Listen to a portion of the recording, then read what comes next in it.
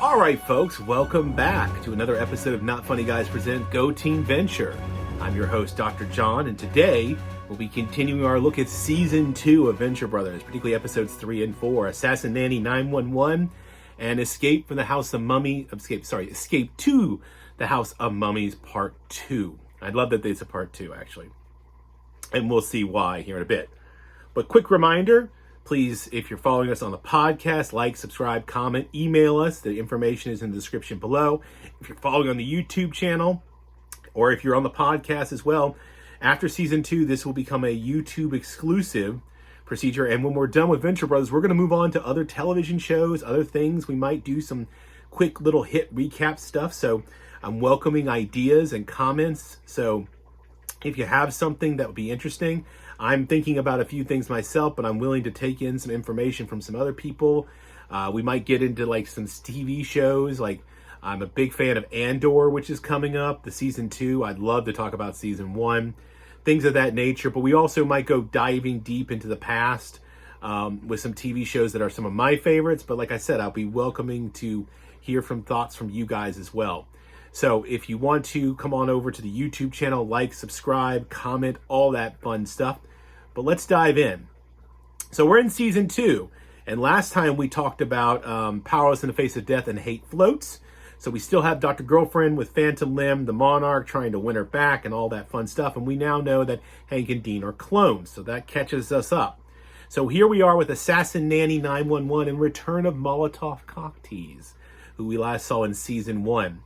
Originally aired July 9th, 2006. This one is written by one of the co-creators. This one time it is Jackson Public.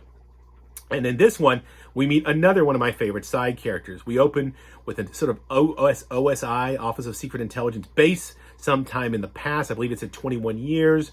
We have a young Brock Sampson meets Hunter S. Thompson. Colonel Hunter Gathers, who's directly a knockoff of Hunter S. Thompson, who apparently was his mentor in training. And he begins his training. He gives him rocket packs and opens up a door to reveal that they're somewhere in the middle of the air. And he talks about how the OSI has been protecting America since the Second American Revolution, the Invisible One. Fun stuff. We then cut to the present, where we find Brock, who's going on a mission. And the Hunter Gathers thing is connected because we will find out that that is the man that he's been sent to go after. He's doing a lice check on Hank, while Molotov Cocktease watches him and is completely embarrassed by how emasculated he is in this job. But he has been bargained with.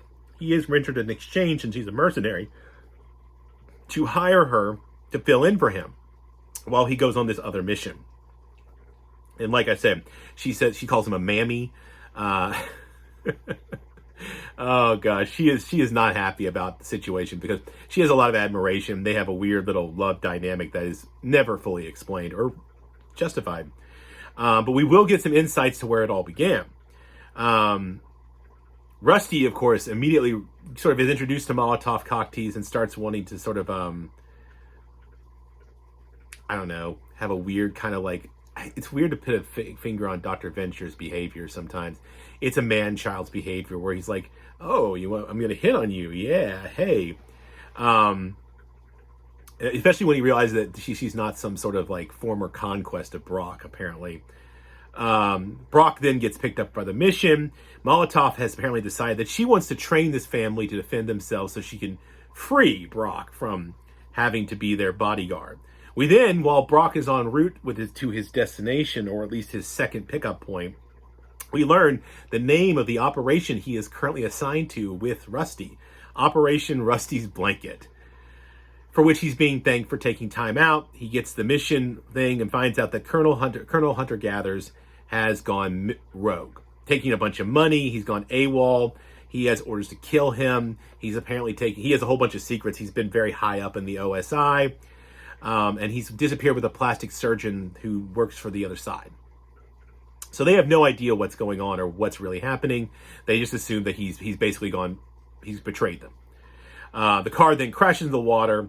Brock is then apparently picked up by a submarine, captained by Captain Swallows. Which then we get into more secret spy things, because the next thing we'll see Brock in a tuxedo eating a fancy meal. We then get a flashback, though, of course, to more of some of Brock's training. We have Molotov trying to toughen up the Venture family by shooting at them, teaching them how to fight. And at one point, we find Hank dressed like he's in Cobra Kai and Dean like he's the Karate Kid. Hank gets knocked down, but then uses a pencil to stab into Dean's foot, where he'll pass out from the blood loss. He gets admonished for apparently using weapons too soon. Brock is then being sent to Micronesia to go find Hunter and gets shot out of a torpedo rocket to get there. They're playing on all the superhero cliches. In fact, he has an inflatable suit. He meets a pretty woman on the beach, who then he goes off to make love with while he waits for nightfall. Like I said. In fact, while he's in the rocket, Molotov calls him about these Indian ghosts showing up, and Dr. O comes over to fix it. And then Hank begins developing this sort of weird Oedipal complex about his father and his obsession with Molotov. Later on, when they're swimming, he'll see Molotov and Dr. Venture and assume that they've been making out, when in fact she almost killed him. He almost drowns at one point. When Molotov rescues him from CPR, he tries to make out with her. Of course, we also find, we don't meet her officially, but Triana shows up with a friend who we will later learn, and she's not identified in the show, but we will see her again later. In the credits, she is known as Kim. We will see her again. Like I said, Hank nearly drowns, for which Dean points out he has a teepee in his pants, so basically he's got an erection, which he doesn't know what to do. These are children who are just so undereducated. It's absolutely, they have no sex education, of course. When we do see another flashback of when Brock and Hunter first met Molotov, and apparently they have a very, like I said, they have a very messed up relationship. There's no ifs, ands, or buts about it. It's basically premised on the fact that they try to kill each other. But of course, sorry, what, I lost myself in my note. Oh yes, of course, Hank is still obsessed with Molotov. He plays with her boot, gets stabbed by one of her little spikes in her boot, which apparently drugs him. He then proceeds to act out like parts of Apocalypse Now, while also reciting lyrics from The Doors' The End, and tries to then take out his father. Again, the Oedipal complex here. Brock finally shows up to find out that apparently Hunter's left him a note, and he's had a sex change. He's apparently running away, doesn't want to keep the secrets anymore, and of course Brock decides to spare him. Like I said, real Oedipal weirdo nonsense going on here, because also to add to this whole thing, he says that Hunter was like a father to him, but now he's like a mother to him, and it's like, mess up your heads. Of course, that brings us to the end of the episode. Brock is back. He's chosen to stay with the Venture Brothers. In fact, he says, "Go Team Venture." Rusty is basically admonishing Hank for trying to kill him with a papier-mâché sword and passing out on the floor. All right. So that brings us again, just an enjoyable, ridiculous episode. Of course, this one specifically does further some of our storylines of getting to know more about Brock's past, introducing hunter-gatherers and some other characters who we'll see more of going forward. So, if you like this, you listen to this podcast, we have the YouTube version as well. Like, subscribe, comment, write us. Information can be found in the description in both places. Quick reminder, as I've said before, Season 2, or after we get done with Season 2 in the new year, this will be continuing on in a YouTube exclusive. So I want to encourage everybody to follow along. And let's now move on to Episode 4 of Season 2, Escape to the House of Mummies.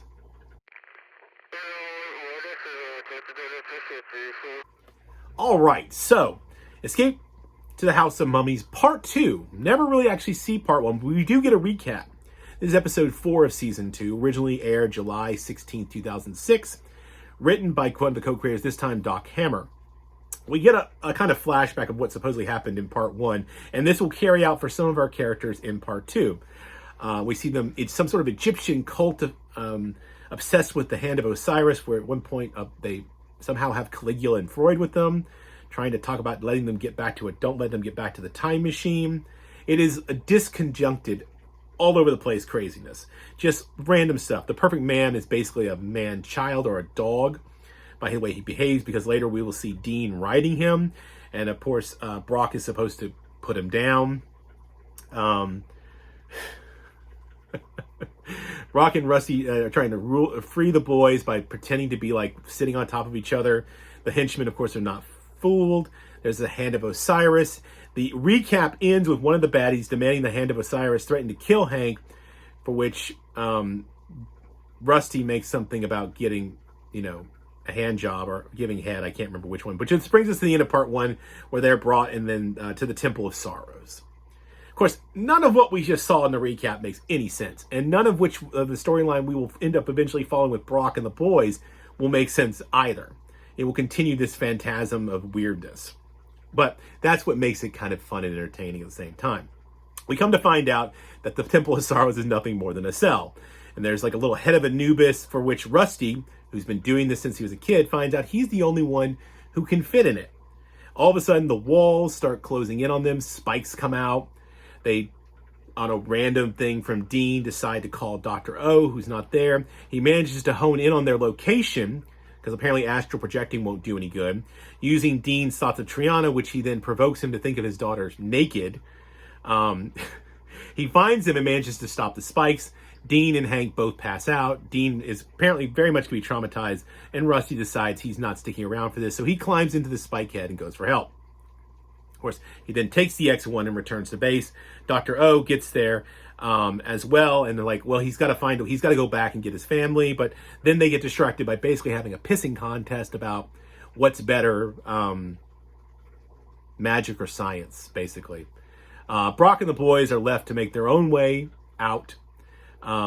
They will meet a friendly Mummy. Dean will eventually be nothing more than a head. We'll cut back and forth to them. Rusty, in his attempt to have a shrinking contest with Dr. O. Dr. O, practicing his magic, and accidentally shrinks one of his desks, and then decides to give it to his daughter, who has a dollhouse. Rusty goes to find Pete White and Billy Quizboy, who back in the yard sale episode from season 1, he sold them a shrink ray. He then has to recruit them because he breaks in, tries to steal it, finds out they smashed it up, so he then recruits them to come help him fix it. Triana finds her father in her room, going into her closet, for which she has been scared of, which apparently is why she wears the same outfit.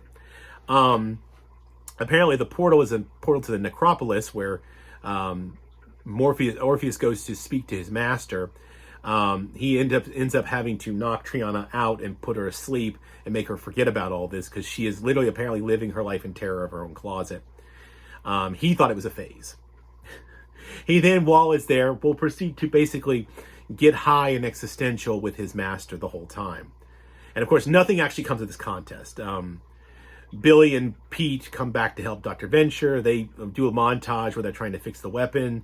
Eventually, we find out that Billy is still a virgin, because that's why he doesn't want it being tested on him, even though they've already tested it on Helper. We find out that back at the temple, Brock they've been now joined by another version of Brock, Caligula, Freud are there, and Edgar Allan Poe. And along with the Perfect Man, they're still planning their escape from the temple. Yes, will they ever get out? Who knows? Dr. O realizes this whole contest is stupid. Venture even concedes that he can't fix the shrink ray properly. But Dr. Orpheus concedes first, and Rusty like, haha. They then find an old Venture lunchbox that Billy has had. We learn about how Venture's life isn't pointless, because when he was a kid, boy wonder, Billy idolized him. And they're like, oh, and they all happily forget about all their problems. In fact, they've even forgotten about rescuing the others, who might be in part 3 that we'll never see, which is what gets referenced in the end credits, is supposedly part 3. Edgar Allan Poe is dead, and in a Empire Strikes Back reference, Brock decides to cut open Poe like they did with the Tauntaun on Hoth to keep Hank warm, and he screams out for Dr. Venture, who obviously, I guess, is never coming to rescue them. But again, that brings us to the end of episode 4, season 2, Escape to the House of Mummies, part 2. So, once again, as I said earlier, like, subscribe, comment. We're going to keep this going through season 2 on both the podcast and on the YouTube channel, and then we'll go over exclusively to the YouTube channel from then on out. you want to write us, comment, anything of that nature, please comment the links below. I hope everybody had a wonderful Christmas last week. We're moving to the new year, but I will see you on Wednesday. And on Wednesday, we'll be looking at episodes 5 and 6, 20 Years to Midnight, which is also a fun one, and Victor Echo November. So until then, go Team Venture. Say not funny guys again. Not funny guys again! No, can you say not funny guys?